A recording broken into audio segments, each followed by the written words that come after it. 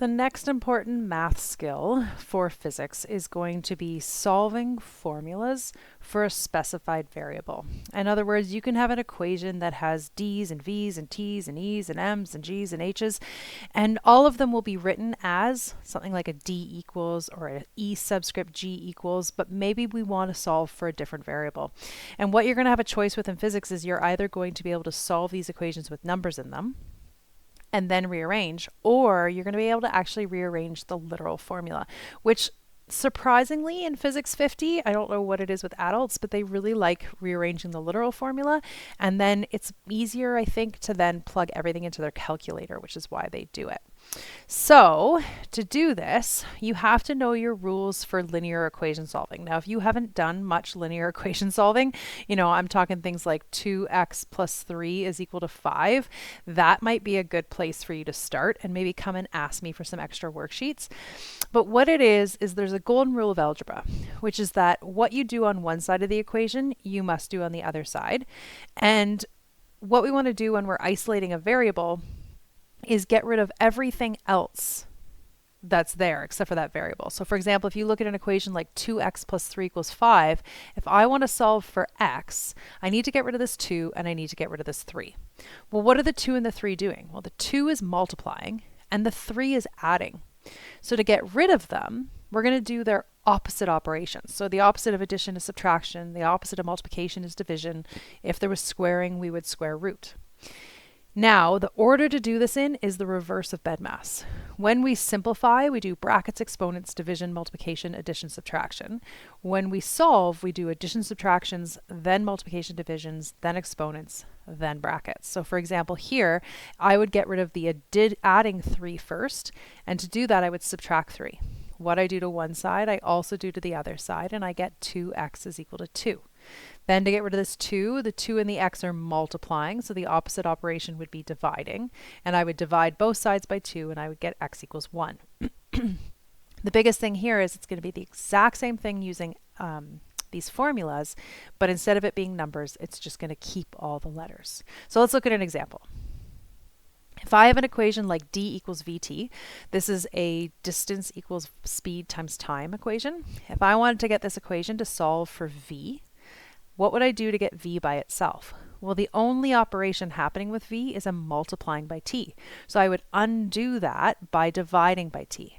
T divided by t is 1.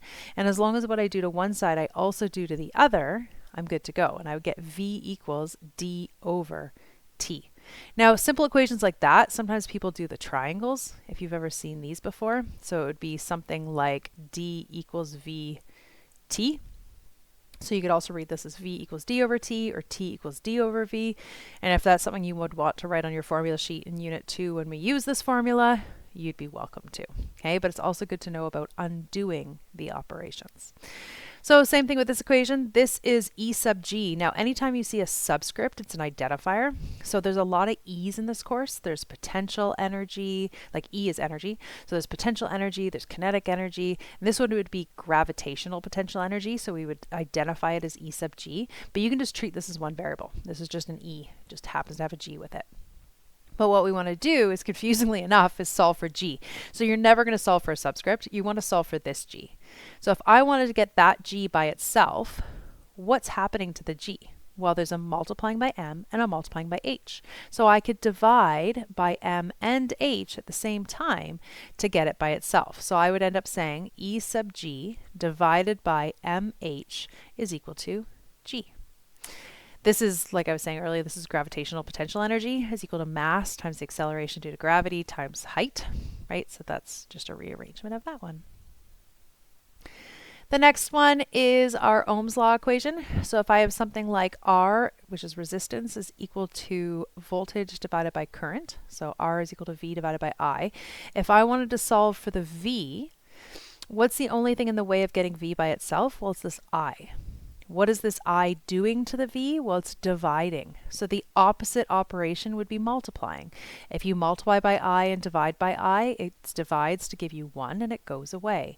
What you do to one side, you do to the other side as well, and you'd get V equals I R, which is another one of those equations that we could write as the triangle.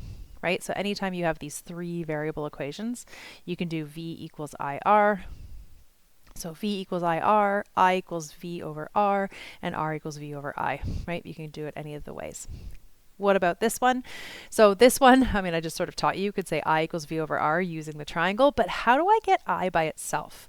When there's an I in a denominator, what you want to do is get it out first. So I would multiply both sides by I, even though that's the thing you're solving for.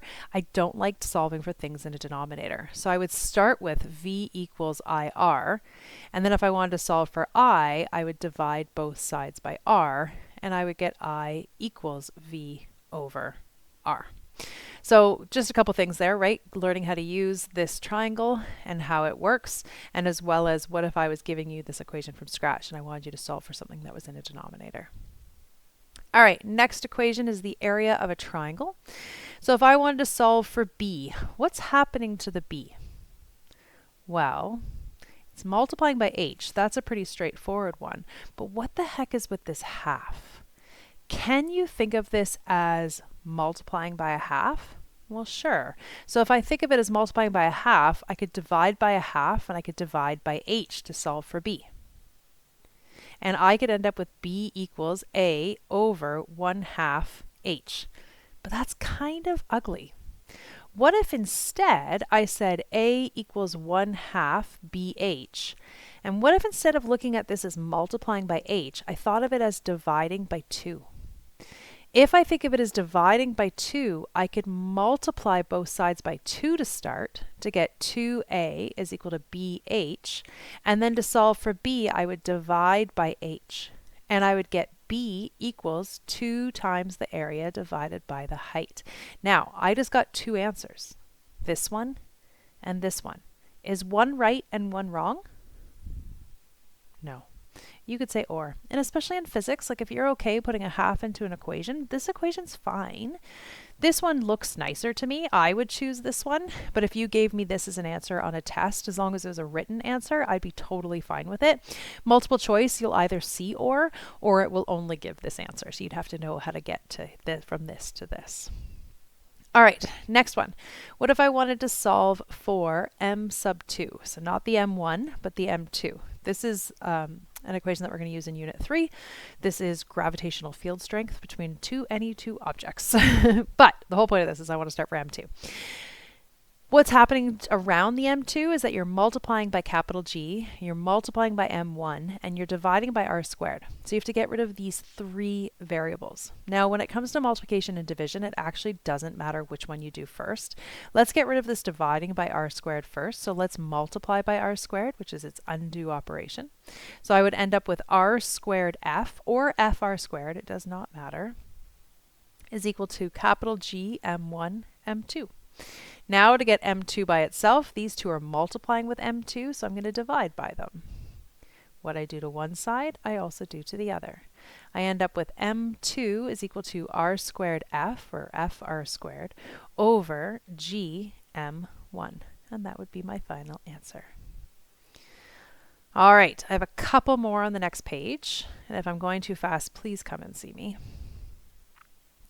And I'm going to get these equations to be a little bit more complicated. Now, one thing I just want to point out to you is that these are formulas that we're going to use. So everything I've chosen has mainly come from the kinematics unit, which is coming up next. You know, I also did choose an equation that comes from Unit 5, I think. Yeah, there's your E sub G, right? But all of these equations that you're looking at are things that we're going to use. So it is good to know how to manipulate them. So this next one that we're going to do, we're going to solve for D, which is right here. When we look at the D, it's got a few things, or it has a few things happening to it. It's got 2 times A times D, but it's also got a plus V1 squared. So when you think of reverse bed mass, you want to get rid of all the addition subtractions first. So since this is a plus V1 squared, let's minus V1 squared. What we do to one side, we also do to the other. And I've got V2 squared minus V1 squared is equal to 2AD. Then if I want to solve for d, I'm just going to divide both sides by 2a. And when I say sides, the entire side. So that I'm left with d equals v2 squared minus v1 squared all over 2a. All right. What if I wanted to take that exact same equation and instead of solving for d, I wanted to solve for v1? What would I do? Well, the v1 is squaring, which we'll deal with in the end. That's dealing with our exponent. So let's do our addition subtractions first. So let's minus the 2ad to get rid of this term. What I do to one side, I do to the other. I end up with v2 squared minus 2ad is equal to v1 squared. And then, how do I get v1 by itself? Well, the opposite of squaring is square rooting. What I do to one side, I also do to the other side. And I would end up with v1 equals the square root of v2 squared minus 2ad. Now, anybody taking, who's taken a Math 50 course or maybe is taking a Math 60 course, you'll know that anytime you take a square root, there are two answers, plus minus. Don't worry about putting that in the formula for now, but do know that when you get answers, when you take a square root, even if we get a positive answer, we may have to give it as a negative answer, but just throwing it out there. All right. Last few here. I think we have 4 more to go. And you'll notice I'm trying to amp these up in difficulty. So we started with simple ones where you just had to multiply or just had to divide. And then we added in, what about addition, subtraction? What about taking square roots? And so now this one has a bunch of stuff in it as well. Looking at this formula, this is d equals 1/2 times v2 plus v1 times t. You could think of this as 1/2 t times v2 plus v1, right? There's a couple of ways of rewriting this formula, but we want to solve for the t. When you're solving an equation, you could simplify first, right? We could multiply all of this through, but it's going to make it more complicated. Instead, just try to undo it as it sits. To undo it, what you want to do is the reverse of BEDMAS. Remember? BEDMAS. So we want to do all of the addition subtractions first. When you look at t, is there anything adding and subtracting to the term t? Now, this is actually all one term because it's multiplying. So there's no addition subtractions on the end. So let's move in. What about multiplications and divisions? Well, I have this 1/2, which we could think of as multiplying by 1/2. So we could divide by 1/2, or we could think of it as dividing by 2. So let's get rid of that guy first. Let's multiply both sides by 2. So we get 2d is equal to v2 plus v1 times t. And then this is multiplying with t. So we just get to divide the whole thing.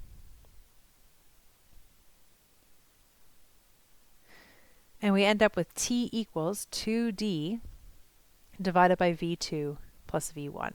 And I find that the more you do of these, the more you're going to be like, oh, and then this, and then this. And they'll start feeling a little bit formulaic or patterny because it is just reversing BEDMAS. So even if this feels really hard right now, it will get better. Okay, so let's do this equation again, but let's solve for v2. What are we going to do? Okay, I would multiply by 2 first. Again, I would end up with 2d is equal to v2 plus v1 times t. Then looking at this, I would divide by the t. I end up with 2d divided by t is equal to v2 plus v1. And then I'm trying to get v2 by itself. So what we did is addition subtractions, well, there weren't any. There's nothing lonely kind of on the end. I think of addition subtractions as loner off to the side, not attached to the thing at all. Then we did the multiplication divisions by getting rid of that 2 and the t. And now we're into the bracket, actually. We don't have any exponents. And so once we're in the bracket, you actually start the BEDMAS again. So now we're at our addition subtractions again. So now I'm going to minus the v1, and I would get 2d over t minus v1 is equal to v2. And again, this is something we're doing in Unit 1, and if you really hate it, you don't have to do it in Unit 2, but I find most people end up enjoying it. All right, last 2 here.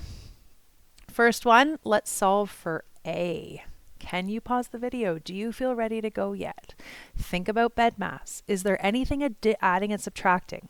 This is all attached. It's all multiplying. So there are any loners out front? Well, yeah, there's the v1t. So let's minus v1t from both sides.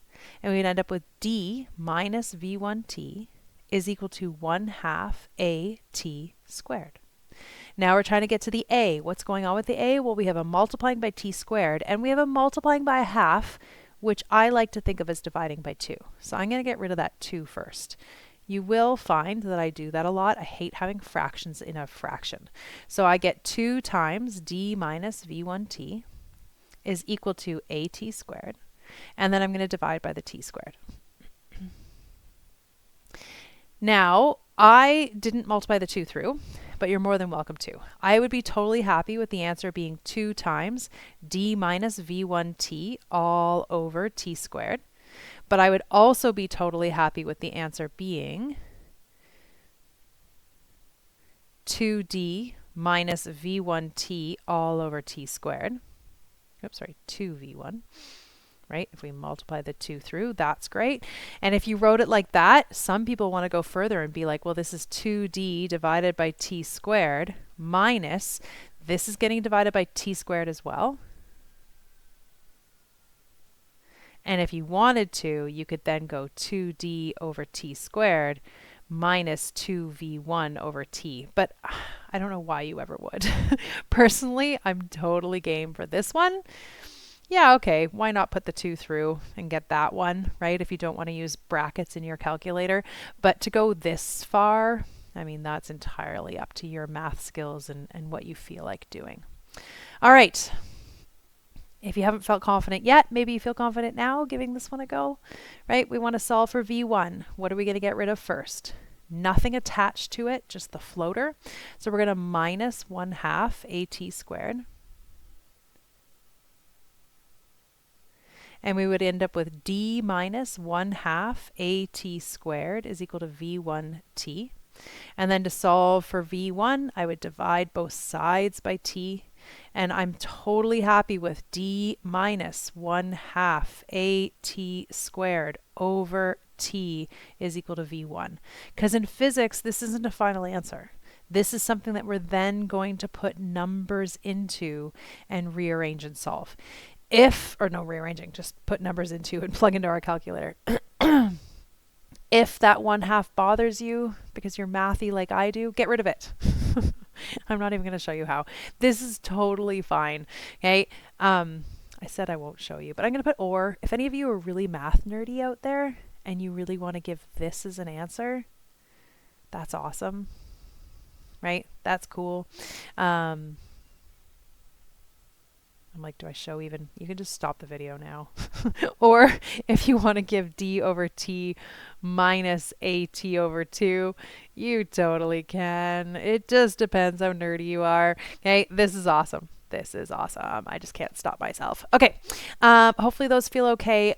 Please, please, please, if you need help with this, if you're taking Math 50 right now, you probably haven't gotten here yet. You will in your course. By the time we get to Unit 2, Unit 1, or Math 50, Chapter 1 will catch us up to here. So if you're struggling mathy-wise, it will come, right? But maybe come see me and get a little bit of help.